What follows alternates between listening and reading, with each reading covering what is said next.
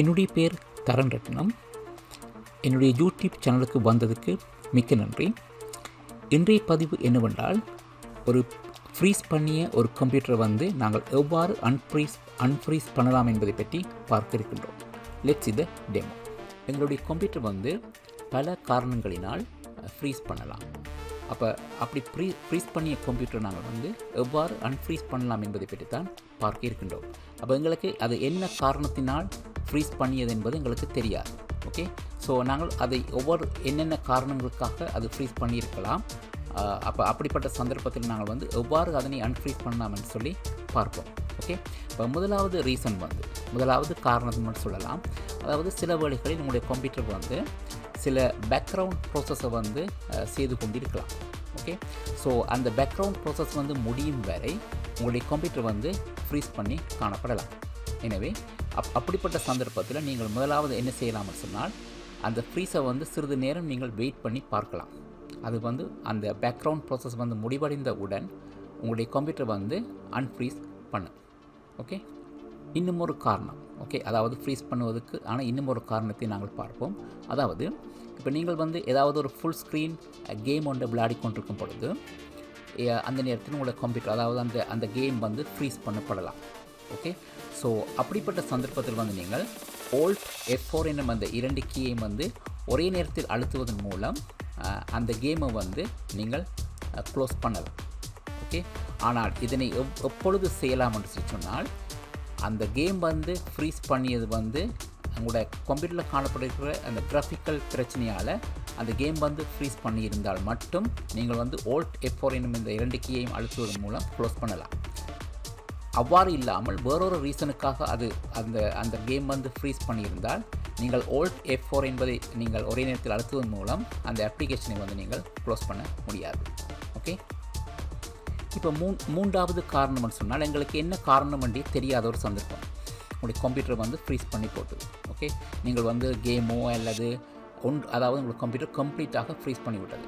Right, ஆகவே அப்படிப்பட்ட சந்தர்ப்பத்தில் வந்து நீங்கள் வந்து CTRL+ALT+DELETE என்னும் இந்த 3 கீயையும் ஒரே நேரத்தில் அழுத்துவதன் மூலம் உங்களுக்கு இங்கே மேலே காட்டப்படுகின்ற விண்டோ வந்து அழுத்தும் பொழுது மேலே காட்டப்படுகின்ற இந்த விண்டோ வந்து உங்களுக்கு வரும். ஓகே, ஸோ அந்த விண்டோவில் காணப்படுகின்ற நீங்கள் வந்து அந்த ரீஸ்டார்ட் பட்டனை வந்து கிளிக் பண்ணுவதன் மூலம் உங்களுடைய கம்ப்யூட்டரை வந்து ரீஸ்டார்ட் பண்ணலாம்.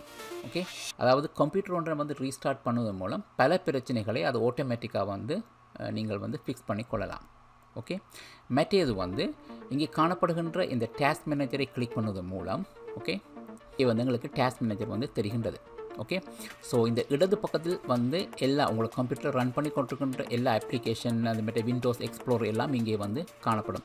ஈவன் இந்த பேக்ரவுண்ட் ப்ராசஸ் இங்கே வந்து உங்களால் பார்க்கக்கூடிய மாதிரி இருக்குது. ஓகே, ஸோ இங்கே இந்த இடத்தை பார்க்கும்பொழுது பாருங்கள், இப்போ குறிப்பிட்ட இந்த Camtasia 2020 இந்த அப்ளிகேஷனை பொறுத்தவரையில் இது வந்து எவ்வளவு CPU யூஸ் பண்ணி கொண்டிருக்கின்றது, எவ்வளவு மெமரியை யூஸ் பண்ணி கொண்டிருக்கின்றது, எவ்வளவு டிஸ்க் ஸ்பேஸை யூஸ் பண்ணுகின்றது, அதேமாதிரி எவ்வளவு நெட்வொர்க் ட்ராஃபிக் கொண்டிருக்கின்றது போன்ற விவரங்கள் இங்கே தரப்பட்டுகின்றது. இது ஒவ்வொரு அப்ளிகேஷனுக்கும் நீங்கள் அதனை பார்க்கலாம்.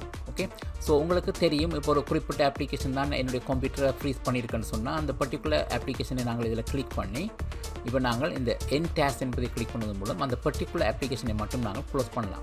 அந்த பர்டிகுலர் அப்ளிகேஷனை க்ளோஸ் பண்ணிய பிறகு உங்களுக்கு கம்ப்யூட்டர் வந்து அன்ஃப்ரீஸ் பண்ணப்பட்டு காணப்படும். அதாவது அந்த அப்ளிகேஷன் தான் உங்களுக்கு ஃப்ரீஸ் பண்ணி கொண்டிருந்தால் அந்த அப்ளிகேஷனை க்ளோஸ் பண்ணி விட்டால் கம்ப்யூட்டர் வந்து இயல்பாக வேலை செய்ய தொடங்கும். ஓகே, மற்றது இதில் வந்து பார்க்கும்பொழுது சில வேளைகளில் இந்த CPU வந்து ஹை, அதாவது இப்போ 100% மேலே இருக்கும்னு சொன்னால் நீங்கள் அது வந்து கூட உங்களோட CPU யூஸ் பண்ணுகின்றது. எனவே அதனை நீங்கள் கிளிக் பண்ணி அந்த எண்ட் டாஸ்கையும் வந்து அந்த அப்ளிகேஷனை நீங்கள் க்ளோஸ் பண்ணிக்கொள்ளலாம். ஓகே, இப்போ இன்னும் ஒரு சந்தர்ப்பம் வரலாம். அதாவது நீங்கள் CTRL+ALT+DELETE என்ற அந்த 3 கீயையும் வந்து ஒரே நேரத்தில் அழுத்தும் பொழுது கம்ப்யூட்டர் வந்து ரெஸ்பான்ஸ் பண்ணாவிட்டால் உங்களுக்கு ஒரே ஒரு வழி தான் உண்டு. அதாவது உங்களுடைய கம்ப்யூட்டர் வந்து ஹார்ட் ரீபூட் பண்ணுதல் மட்டும். அதாவது உங்களுடைய கம்ப்யூட்டரை பவர் பட்டனை வந்து அழுத்திப்படுத்தி கொண்டு கம்ப்யூட்டரை வந்து நீங்கள் ஷட் டவுன் பண்ணலாம். சில சந்தர்ப்பங்களில் இந்த விண்டோஸ் டெஸ்க்டாப் டெஸ்க்டாப் வந்து இன்க்ளூடிங் உங்களுடைய ஸ்டார்ட் மெனு மற்றது இந்த டாஸ்க் பார் எல்லாம் வந்து ஃப்ரீஸ் பண்ணி காணப்படலாம். இது வந்து சில வேளைகளில் நீங்கள் வந்து விண்டோஸ் எக்ஸ்ப்ளோரர் வந்து ரீஸ்டார்ட் பண்ணுவதன் மூலம் நீங்கள் வந்து இந்த ஃப்ரீஸை வந்து நீங்கள் அன்ஃப்ரீஸ் பண்ணலாம். இதனை எவ்வாறு செய்வது என்பதை காட்டித் தருகின்றேன். இப்போ நீங்கள் வந்து டாஸ்க் மேனேஜருக்கு செல்லலாம். CTRL+ALT+DELETE என்ற பட்டனை கிளிக் பண்ணும் பொழுது உங்களுக்கு இங்கே காட்டப்பட்டுள்ள அந்த விண்டோ வரும். அதிலிருந்து நீங்கள் வந்து டாஸ்க் மேனேஜரை கிளிக் பண்ணும் பொழுது இந்த டாஸ்க் மேனேஜர் வந்து ஓப்பன் பண்ணும்.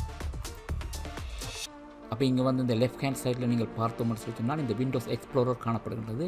அதனை கிளிக் பண்ணி போட்டு நீங்கள் இந்த ரீஸ்டார்ட் என்ற பட்டனை கிளிக் பண்ணுவதன் மூலம் அந்த விண்டோஸ் எக்ஸ்ப்ளோரரை வந்து ரீஸ்டார்ட் பண்ணலாம். இதன் மூலம் இந்த விண்டோஸ் டெஸ்க்டாப் மற்றும் ஸ்டார்ட் மெனு டாஸ்க் பார் போன்றவை ஃப்ரீஸ் பண்ணியிருந்தால் அதனை நீங்கள் அன்ஃப்ரீஸ் பண்ணலாம் இதன் மூலம். ஓகே, இந்த வீடியோ உங்களுக்கு பிடித்திருக்கும் என்று நம்புகின்றேன். பிடித்திருந்தால் இதனை உங்கள் நண்பர்களுடன் ஷேர் பண்ணவும். அத்துடன் என்னுடைய சேனலினை மறக்காமல் சப்ஸ்கிரைப் பண்ணவும். அத்துடன் அருகிலுள்ள பெல் பட்டனை கிளிக் பண்ணி நீங்கள் அந்த ஆல் நோட்டிஃபிகேஷனை எனேபிள் பண்ணி விடவும். மீண்டும் இன்னும் ஒரு வீடியோ பதிவில் உங்களை சந்திக்கும் வரை நன்றி, வணக்கம்.